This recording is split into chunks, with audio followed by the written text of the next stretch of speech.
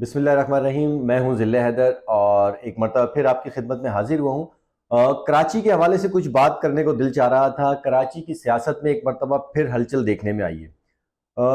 वैसे तो खबरें कई और रोज़ से बादगश कर रही थी कि MQM लंदन जो अल्ताफ़ ग्रुप है वो दोबारा से एक्टिव होने वाला है, लेकिन ये तय सराइयाँ थीं। जो सिक्योरिटी इदारे थे या दूसरे हल्के थे वो इस बात की तस्दीक नहीं कर रहे थे। लेकिन कुछ दिन कबल देखा गया है कि कराची, हैदराबाद और मीरपुर ख़ास में नामालूम अफराद चौकिंग करके गए, जिसमें कायद अल्ताफ़ हुसैन का नाम लिखा हुआ था, वेलकम लिखा हुआ था और बहुत सारी चीज़ें लिखी हुई थी और नीचे उनके सेक्टर्स के नाम भी लिखे हुए थे, जिसकी तस्दीक भी जो इदारे हैं वो नहीं कर रहे थे कि ये इस तरह के कोई वाक़यात या इनकी एंट्री जो है वो पॉसिबल है। लेकिन गुज़िश्ता रात जो है कोरंगी के एक वाक़ये ने सबको हैरान कर दिया और सारे दावे जो हैं वो झूठ साबित हुए। जब कई मोटरसाइकिल सवार जो हैं वो अचानक सड़कों पे निकल आए, जिन्होंने MQM लंदन के बैनर उठाए हुए थे और उसमें अल्ताफ़ हुसैन का नाम दर्ज था, वेलकम अल्ताफ़ हुसैन दर्ज था, वेलकम MQM दर्ज था और वो बानी MQM के हक़ में नारे लगाते हुए सड़कों पे निकल आए। जिसके बाद सोशल मीडिया पे खबरें वायरल हुई, वीडियो वायरल हुई और देखते ही देखते जो है मुख्तलिफ इलाकों में दोबारा से कराची में बैनर लगना शुरू हो गए। तो जनाब उसका रिएक्शन ये आया कि ज़मान टाउन थाना जो कि कुरंगी की हदूद में आता है, वहाँ पर मुकदमा दर्ज किया गया नामालूम अफराद के खिलाफ और कुछ मालूम अफराद के खिलाफ। उसमें बानी MQM अल्ताफ़ हुसैन को भी नॉमिनेट किया गया, उनको भी रखा गया है और 4 कारकुनों की गिरफ्तारी की तस्दीक अब तक की जा चुकी है, जिनका ताल्लुक MQM लंदन से है। इसके अलावा 90 से ज़ायद ऐसे अफराद और मोटरसाइकिल सवार हैं जो कि नामालूम हैं, लेकिन उनको गिरफ्तारी के बाद उनकी तस्दीक की जा सकती है। इनके खिलाफ मुकदमा दर्ज कर लिया गया है। लेकिन अब इतलात ये हैं कि कराची के मुख्तलिफ इलाकों में दोबारा से इस तरह की कार्रवाइयाँ की जा सकती हैं। जो कि इदारे हैं उन्होंने भी ये तस्दीक की है कि मुख्तलिफ जगहों से टोलियों की सूरत में MQM लंदन के कारकुन निकल सकते हैं, वो अपनी एक्टिविटीज़ बहाल कर सकते हैं। कुछ हल्के ये भी कह रहे हैं कि शायद ये आने वाले इलेक्शन की तैयारी है।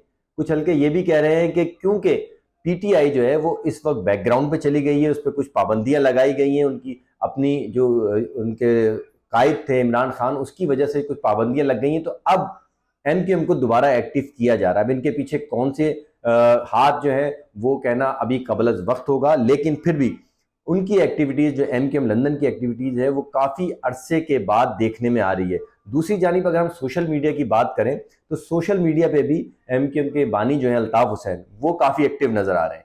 वो अपने कारकुनों से मुसलसल खिताब कर रहे हैं, मुख्तलिफ लोग इंस्ट्रक्शंस दे रहे हैं। अजीज़ाबादी हैं लंदन में बैठे हुए, वो भी इस हवाले से जो है अपने कारकुनों को वक्तन फ़वक्तन जो है वो इंस्ट्रक्शंस देते हैं कि ये किया जाए, वो किया जाए। तो लगता इसी तरह है कि उनको शायद कुछ महदूद वसाइल के साथ और महदूद एक्टिविटीज़ की इजाज़त मिल जाएगी। अगर वो इजाज़त मिलती है तो इसका मतलब ये है कि आइंदा वाला इलेक्शन जो है वो कराची की सियासत में काफ़ी हलचल और एक्टिविटीज़ देखने में आएगी, जो कि गुज़िश्ता इलेक्शनों में नहीं देखने में आई थी। और मुसलसल MQM के बानी अल्ताफ़ हुसैन की जानिब से जब से पाबंदी लगाई गई है उसके बाद से मुसलसल बाइकाट किया जा रहा था, लेकिन अब जो है ये खबरें आ रही हैं कि वो दोबारा एक्टिव होंगे। तो आइंदा वाले इलेक्शन में उम्मीद ये की जा रही है कि वो जो बाइकाट किया जाता था अल्ताफ़ हुसैन की जानिब से, MQM के बानी की जानिब से, और MQM हमेशा बाइकाट पे चली जाती थी, वो अब शायद ना कर सके। इस हवाले से जो हमने अपनी इन्वेस्टिगेशन की है तो MQM अब जो इलेक्शन लड़ेगी वो वफा परस्त ग्रुप के नाम से लड़ेगी। उस ग्रुप का नाम होगा वफा परस्त। अगर जो लोग सियासत में दिलचस्पी रखते हैं उनको याद होगा कि MQM ने पहली मरतबा बल्दियाती इलेक्शन में हिस्सा लिया था तो उस ग्रुप का नाम था हक परस्त ग्रुप। लेकिन अब जो है वफा परस्त ग्रुप के नाम से इलेक्शन लड़ा जाएगा। कराची, हैदराबाद, मीरपुर खास और सक्खर के इलाके जो हैं वो उसमें किए जाएंगे। दूसरा सवाल होता है कि आखिर MQM को दोबारा से एक्टिव क्यों किया जा रहा है। तो ये भी बात सामने आई है कि MQM को एक्टिव करने की वजह यह है कि कराची में क्योंकि MQM और PTI के बाद जो खला पैदा हुआ था उसमें पीपल्स पार्टी को जगह नहीं देनी है। पीपल्स पार्टी को कराची में महदूद रखना है, इसीलिए ये कोशिश की जा रही है कि MQM दोबारा से एक्टिव हो, दोबारा से सीटें ले। तो पीपल्स पार्टी को कराची में महदूद रखने का कुछ इरादा है, जिसलिए शायद ये सारा गेम किया जा रहा है, ये गेम कराया जा रहा है या हो रहा है। दूसरी जानिब जब इस हवाले से हमने लोगों की राय जानने की कोशिश की कि क्या वो MQM को दोबारा वेलकम करेंगे या नहीं करेंगे, तो इसमें मिला जुला रुझान हमने देखने में आया। कुछ लोगों का ये ख्याल था कि MQM के दोबारा एक्टिव होने से बोरीबंद लाशें, भत्ताखोरी और टारगेट किलिंग के वाकयात में मजीद इजाफा होगा। जबकि कुछ लोग ये कहते थे कि कराची में एमकेएम की बहाली के बाद, एमकेएम को दोबारा एक्टिव करने के बाद कराची में वो काम जो अरसा दराज से रुके हुए थे वो काम दोबारा हो जाएंगे। तो ये मिला जुला रुझान जो है लोगों की जानिब से देखा गया है।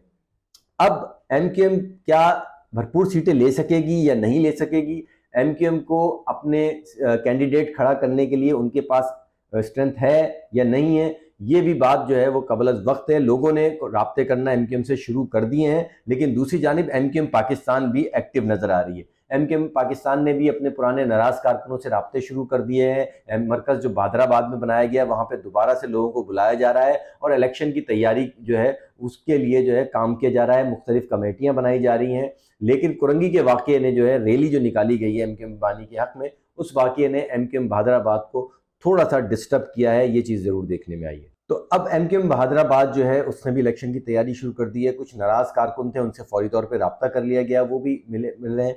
लेकिन अब देखना यह है कि क्या अगर एमकेएम, ये एक सवालिया निशान है, ये सवाल है, ये अवाम के लिए एक सवाल है कि क्या वो ये समझते हैं कि एमकेएम अगर दोबारा बहाल होती है, वफा परस्त ग्रुप के नाम से एक्टिव होती है कराची, हैदराबाद, सक्खर और मीरपुर खास में, तो क्या एमकेएम बहादराबाद जो है उनके कुछ कारकुन या कुछ जिम्मेदारों ने भी राब्ता किया है?